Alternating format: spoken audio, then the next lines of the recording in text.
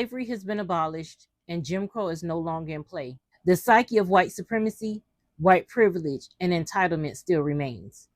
And to this day, white women, regardless of political affiliation, and albeit consciously or subconsciously, still think of Black women as being your indentured servants, that we must be in service to you at all times, and your access to us must always be unfettered. And this election and your reaction to Black women as a result of it was a prime example. When Black women collectively said, "We are tired, we are done," and to just simply leave us alone, instead of listening to Black women, respecting us and the boundary we set forth, you took our immediate divestment and disengagement from you as downright disrespect. How dare Black women withdraw their labor, support, and protection of us? How dare Black women deny us access to them? White women are the creators of exclusion, and yet you hate exclusivity the moment it's directed towards you. The moment Black women disengaged from your content, you came to the real-time realization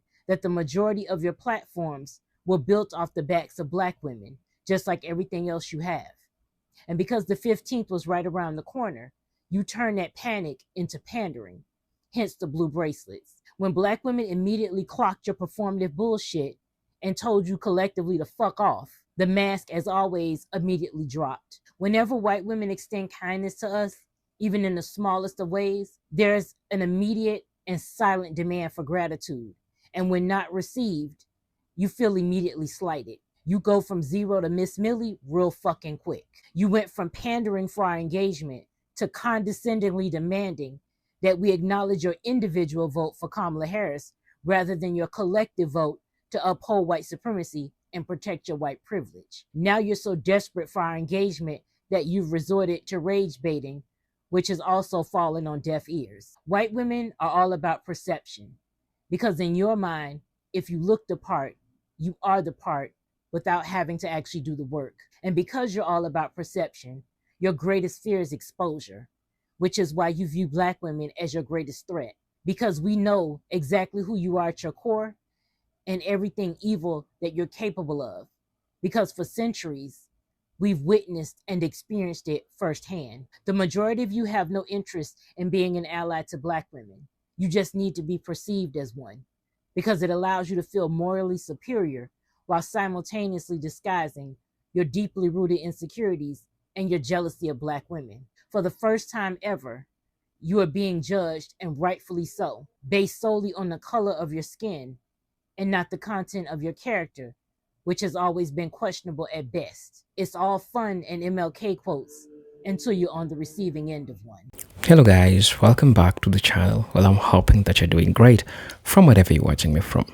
You know, when the Southerners didn't want to let people to be free, they wanted still Black people to work for them. And this shows you that there was a form of entitlement that to them, they were wired to believe that Black people should work for them. Generally, it's in the 21st century and still the same is happening. We have white women that are still feeling entitled towards Black women. And you might think that this is a joke until you hear a story of a Black woman coming out telling you that an experience that they had towards these people. And I'm not saying that all women are doing this, but this is just a factor for us to have a discussion towards. And this also is a reflective of the entitlement that we saw throughout the history.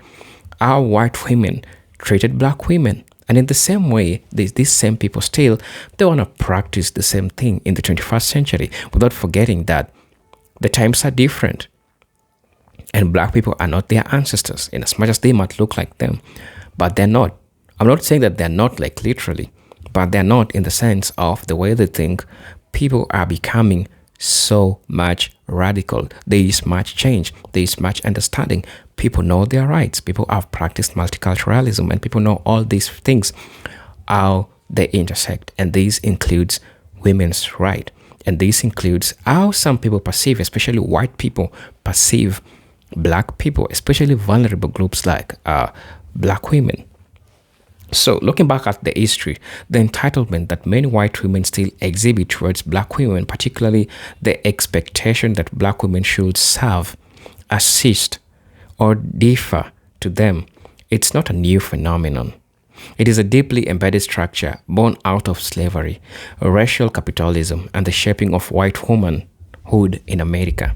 Yes, there were standards of who a woman should be, and the standard were white women. Right? This dynamic is not just interpersonal but systemic, woven into the fabric of American social and economic life. For us to understand this concept, I feel like it's important for us to look back into history in how these people conduct things, in how these people perceived black women, right? So I'll just ask you, if you're watching us for the first time, before even jumping right into the video, I'm going to be asking you to subscribe to the channel, join our membership, and really get to see what we can offer you. I'm urging you guys, for those who are always watching my video and you've never subscribed to my channel, this is a personal appeal towards you. Kindly subscribe to the channel, like the video, so that we can all get to learn from all these videos that our beautiful brothers and sisters are sharing. Right, so let's watch the video. I'll be back. The white supremacist wants is the perfect, agreeable, consumerist slave. You are allowed to work the jobs and get the pennies that we want you to have. You are allowed to spend those pennies on things that we want you to buy. You are allowed to entertain, but do not make any inconvenience for the supremacist. Do not complain about the conditions in which we choose to oppress you. Do not complain about the conditions in which we choose to unalive you. We're supposed to just take it. Why is that? If all whites aren't racist, your actions say otherwise. Because it's funny how you all know, because you couldn't possibly be that slow, you all know what's going on, what has been going on, what has taken place, and what is taking place. You all know, because none of you want to be treated like us in this country. None of you want our experience in this country. I want every white person in this room who would be happy to be treated as this society in general treats our citizens, our black citizens. If you, as a white person, would be happy to receive the same treatment that our black citizens do in this society, please stand. You didn't understand the directions. If you white folks want to be treated the way blacks are in this society, stand. Nobody's standing here. That says very plainly that you know what's happening. You know you don't want it for you. I want to know why you're so willing to accept it or to allow it to happen for others. Yet you will come into our spaces and you will say things like, we all aren't like that. That's some, not all. We all aren't like that. But yet you do nothing about the problematic ones. Yet you wonder why we close the door and lock it to all of you. Let's say here's 10,000 rattlesnakes coming to bite me. And in those 10,000, there was 1,000 that didn't mean no harm. And I knew there was a good 1,000 snakes out there, but they all look alike. Now, what should I do? Should I keep the door open and let the 10,000 in, hoping that the 1,000 will unite and save me and one bite will kill me? Or should I just be safe and shut the door? So we have white people say, I mean right. I have a black husband. Oh, my children are black. I love everybody. I really believe you. But I'm sorry, man, there's 10 more thousand behind you that don't feel that way. I'm just sorry, but what am I going to do?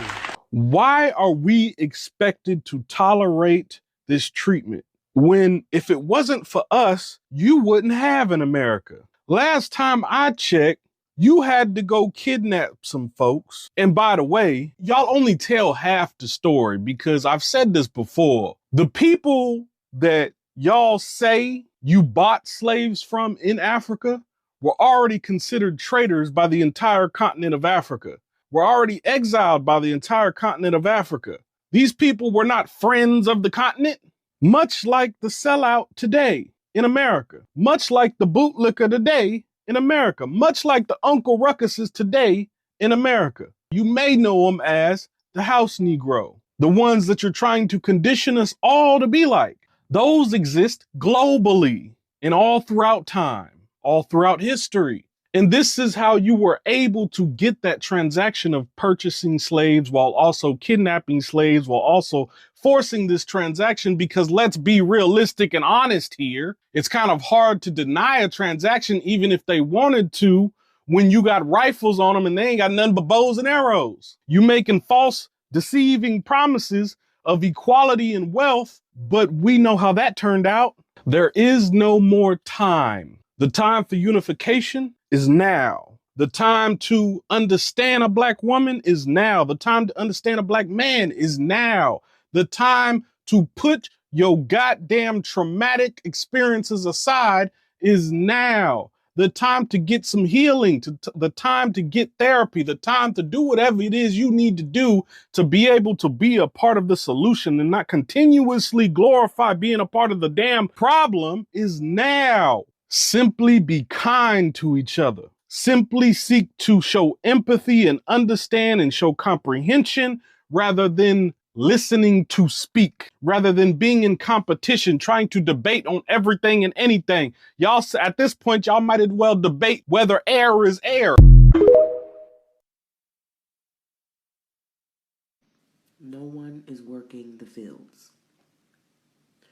No one is working the fields. Why? Because they picked them all up.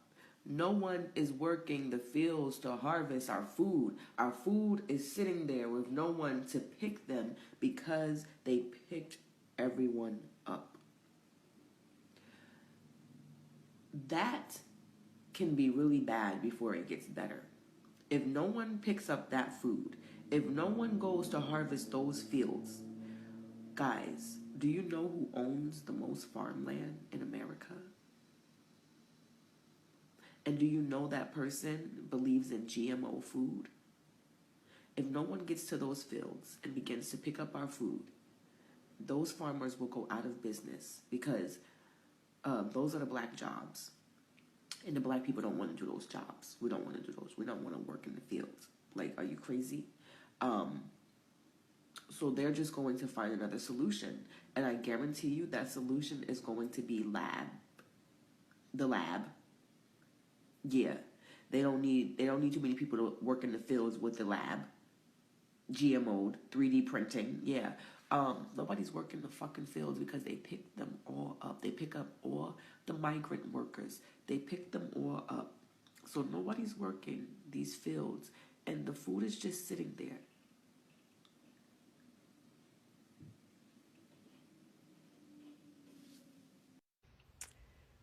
Hey, today I want to talk about how happy 17th day of Juneteenth, by the way. And I want to talk about, that got me thinking about how enslavement was enacted in this country until the 1960s, the 1970s, even in some instances. And grab hold of yourself, because before you say, how's that so, it couldn't be, let me just share it with you, right? So some of the instances that would happen with families would be a contract would be signed that the person who owned that property, meaning the black person, could not read to understand. Sometimes those contracts the numbers would be switched around. And sometimes ultimately you were dealing with unscrupulous people, right? So when it came time for you to settle your debts the way you were expected to settle your debts because you had this land, they would seize the land and then they would imagine a debt that you owed them and you would be put into peonage slavery ultimately.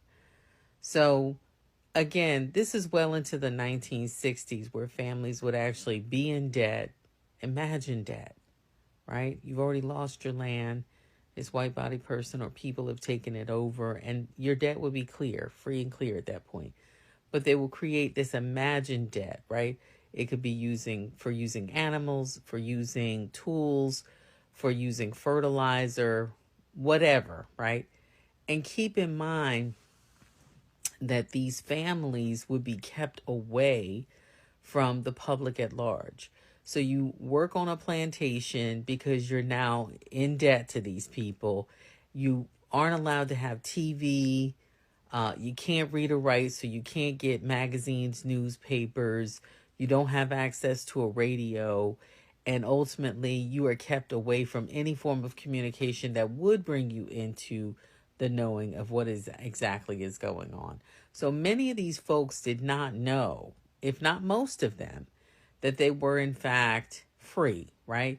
that enslavement had technically ended in 1865, and peonage debt, right, labor, peonage slavery, if you will, ended in 1867. So 2 years after the Emancipation Proclamation, right?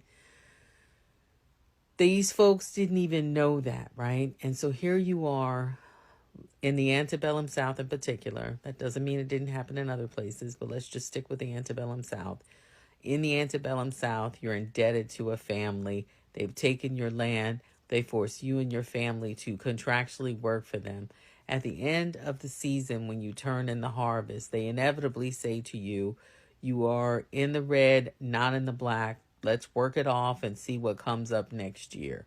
And this is how Black families were perpetually stuck in this cycle of wash, rinse, repeat, of being enslaved, of being in bondage, and ultimately tied to this land. I made another video where I talked about the difference between sharecroppers and tenant farmers, and I talk about that phrasing, tied to the land. And that's exactly what would happen to people. They would be tied to the land, and the land would literally own them, right? So although African chattel slavery ended in this country, the stretch of white people, it still existed to the point where it was this ubiquitous force that whatever they said went, and whatever kinds of systems that they put in place, systems that like kept you out of the communication loops, poor school systems where you could not read or write, systems where they controlled the law, the infrastructure of the government, of lawyers, of contracts, all of those things would continue to perpetuate the bondage system that would suppress your ability to know information, to exercise rights, and to even know that you had rights, right? So I think that's really important to point out before people start talking about why didn't they run away? How come they didn't tell anybody, go the town over? You were in bondage to these people. You were not allowed to leave that plantation. You had to get consent, written consent, to leave the plantation. There have been many instances documented of people running away to, in fact, get away from the violence and the brutality, because these were not easy places to live. Many times, these folks lived in abject poverty. They weren't given food rations, so in addition to being overworked to the point of exhaustion, they had to hunt and forage and trap their own and fish for their own food. They were not given any kinds of rations. They had clothes for like rags. They did not have adequate shoes because they were not considered property to be taken care of. These were people that were easily able to be exploited throughout the 20s, 40s, 50s, 60s, even 70s, right? So it's important to remember that this isn't their fault, that you would basically save that skepticism for the people who violated and abused them, right? So when we think about what that kind of bondage would do to a person and how it would cause them to feel shame about once they were able to get free, what was done to them, that's a mighty weight to carry around with you, right? And we have to also remember that in these towns, and particularly in southern small towns, those same families who once owned enslaved people now run those communities. Now they're the mayors, now they're the comptrollers, now they're the deputy mayors, now they run the court systems, right? Now they're the people who are the enforcers of the community. And because they're the enforcers and the gatekeepers of the community, they make all the decisions, right? And they also keep everything in check in terms of like personal safety and making for sure that the folks involved will not be caught doing what it is that they're doing. So like, just keep that in mind, right? So for all the naysayers who say this is impossible, you don't really know what you're talking about, right? And keep in mind also that enslavement will always continue to define itself. Let me say that again. Enslavement will continue to redefine itself, rather, right? It will always readjust and adapt and rise to the occasion. So the ways in which African chattel slavery still live amongst us right now, we can find it in the preschool to prison pipeline. right? And the prison industrial complex, in the supply chain slavery complex, right? All the foods and goods that we eat and use, many of them come through the supply chain of the carceral system, right? So for those of us among us who are in disbelief, right? And don't want to accept the fact that this is a real thing, that in this country until the 1960s and even the 70s, that there were people who were still enslaved. So let me just say once again, slavery was not that long ago. And moreover, Jim Crow wasn't that long ago, right? Jim Crow technically ends in 1964, 1965, because of the passage of the Civil Rights Bills, right? So when I think about how so many people still probably are in southern towns tied to those lands and still are imprisoned and still are forced to be there, I think we should do an expose and we should reveal just how many families are doing that to people still in these communities. And $1 to a donut, so many of these families are tied to enslavement. Their families were enslavers, kidnappers, and torturers, and that kind of positional power has been passed down, and they continue to be enforcers and gatekeepers of communities and continue to uphold the practices of enslavement that we think went away in 1865, but it endured, and again it redefined itself as it is today. And we see now more than ever with what is being done in the world, right? How slavery will continue to redefine itself, right? As it always has, okay? So I just wanted to remind folks that Jim Crow wasn't that long ago, and this is yet again another tale of that. Thank you.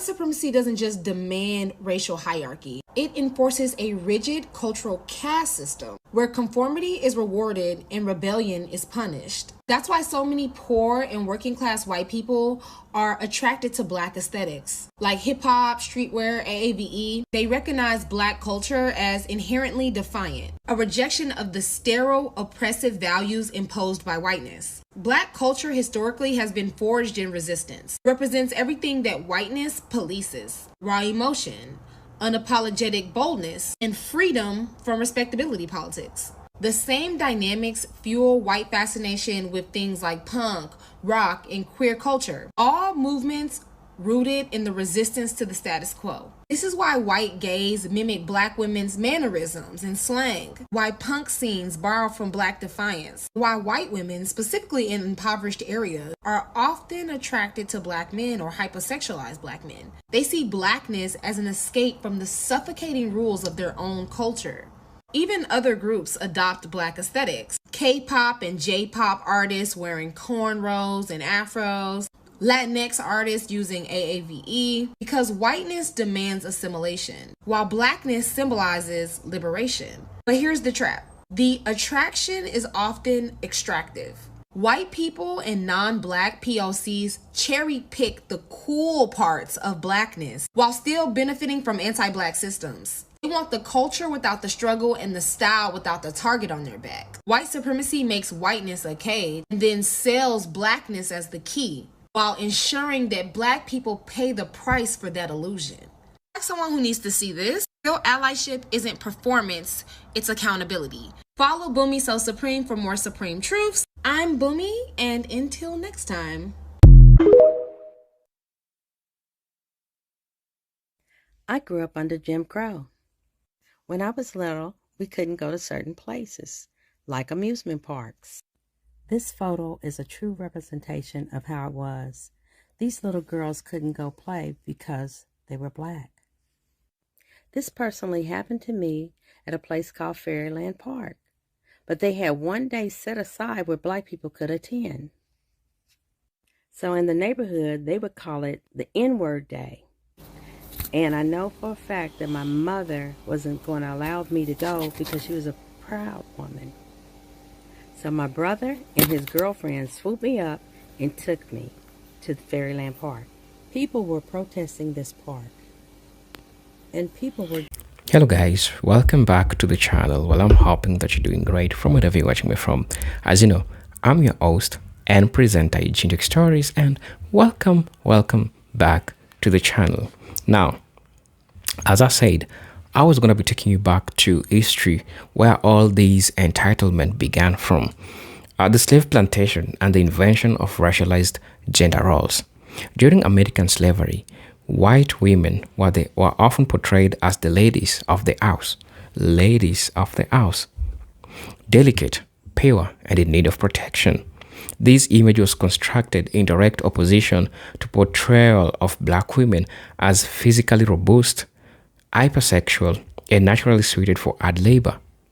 Enslaved black women were forced to serve white women in both field and domestic labor, often acting as cooks, wet nurses, and personal attendants.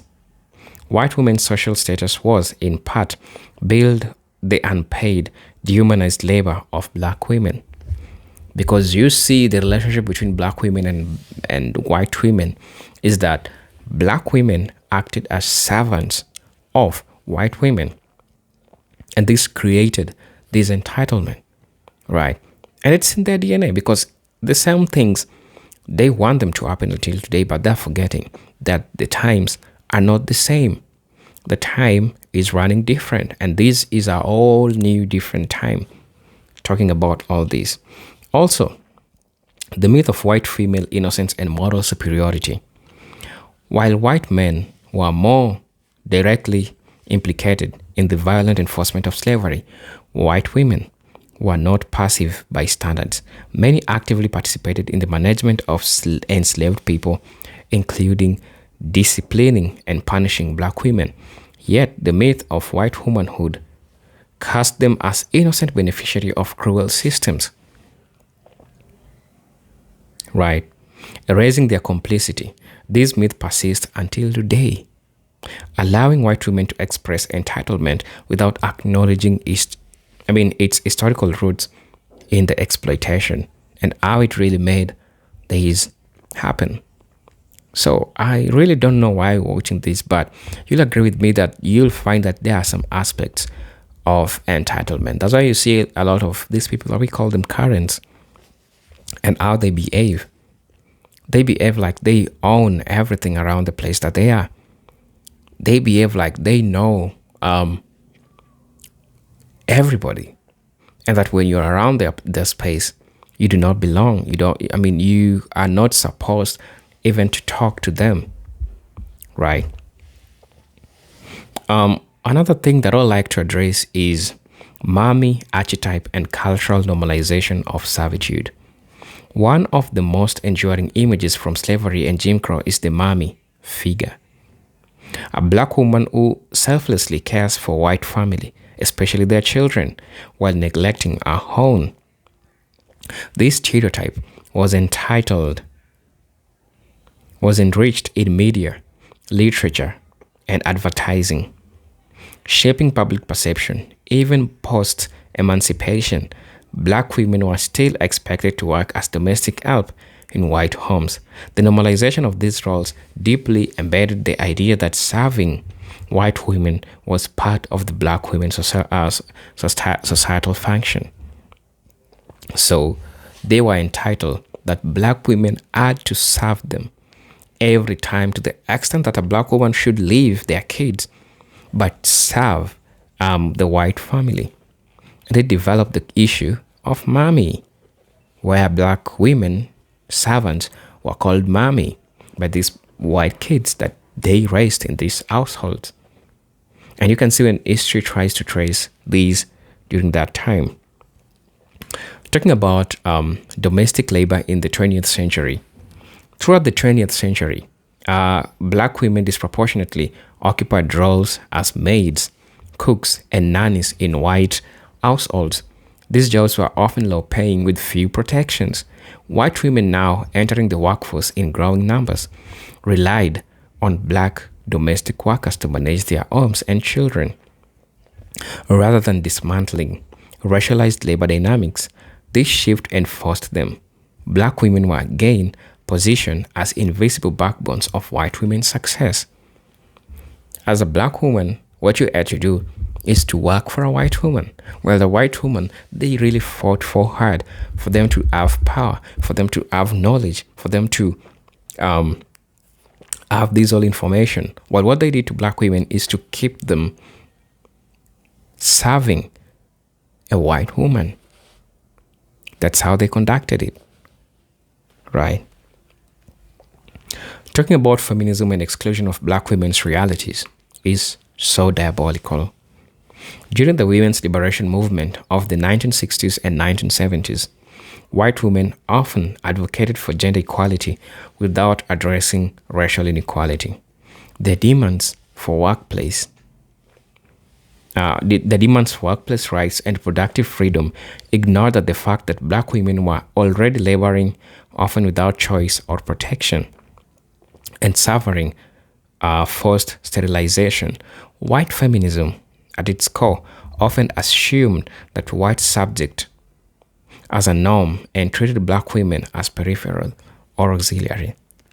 It's so diabolical that to them, while they were setting this question of feminism, like a woman has to be recognized, and it's still crazy and hypocritical that in as much as they are putting it to be known that the place of a woman in society should be known, they don't give a damn about a black woman who is also a woman.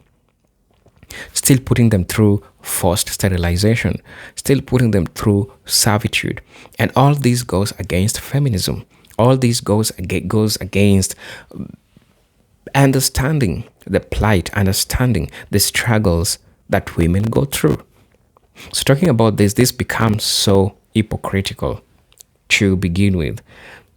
Also, I like to talk about white fragility and policing of black assertiveness.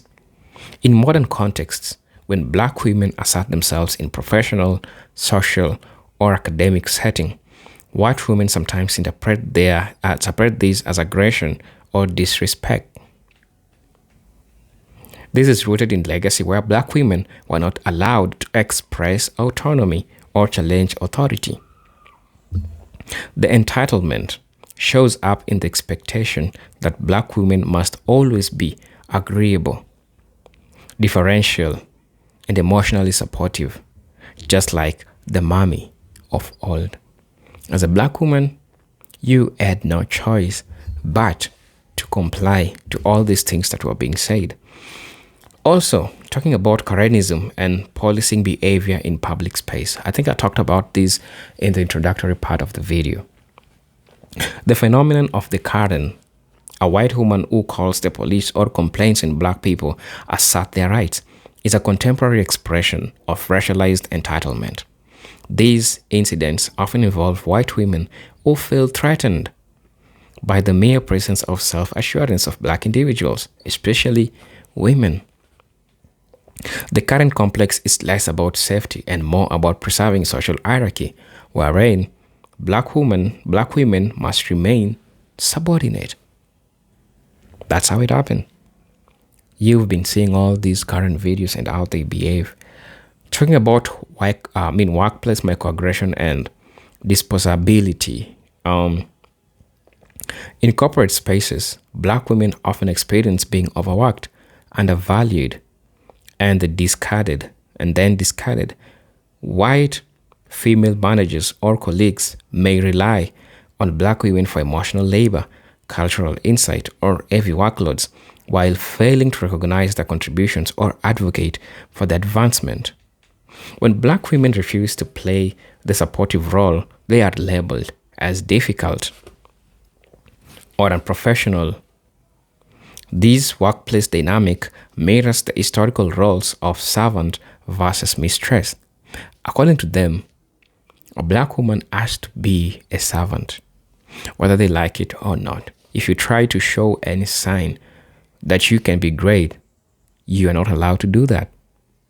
Also talking about reproductive control and surrogacy dynamics as my next topic point. Even in healthcare and fertility industries, echoes of entitlement remain. White women have historically exploited black women's reproductive capacities, from forced breeding during slavery to modern surrogacy, arrangements where black women carry white women's children for low compensation, medical racism, and higher black maternal mortality rates further reveal how little value is placed on black women's autonomy and health compared to prioritization of white reproductive futures. And that's how it happened. Also, cultural appropriation and erasure. Beyond labor, white women have also historically felt entitled to the cultural expression of black women, talking about hairstyles, fashion, language, without the burdens that come with being black. Cultural appropriation without acknowledgement or respect reinforces the idea that black women exists to serve, inspire, or entertain, but never to lead or innovate. This entitlement, though it's less visible, violent, continues this circle of extraction and invisibility. I'm your host and presenter, Chintok Stories, but until then, I'm hoping to see you in my next video. But until then, peace, love, and harmony. Salute.